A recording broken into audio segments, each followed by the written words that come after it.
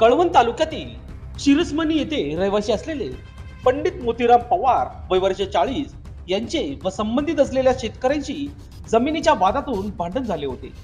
त्याबाबत पंडित पवार यांनी कळवण पोलीस ठाण्यात तक्रार अर्ज देखील दाखल केला होता, परंतु संबंधितांकडून वारंवार शिव्या व मारण्याच्या धमक्या देत होत्या।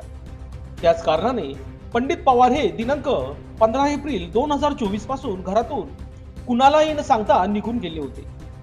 त्याबाबत कुटुंबियांनी बेपत्ता असल्याची तक्रार देखील कळवण पोलीस ठाण्यात दिली होती।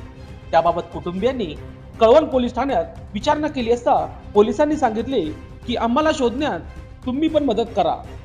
त्या अनुषंगाने पंडित पवार हे हदगड परिसरात दिनांक 15 जून 2024 रोजी जखमी अवस्थेत नातेवाईकांना मिळून आले होते। ही बाब कुटुंबियाच्या लक्षात येताच त्यांनी पंडित पवार यांना कळवण उपजिल्हा रुग्णालयात उपचारासाठी दाखल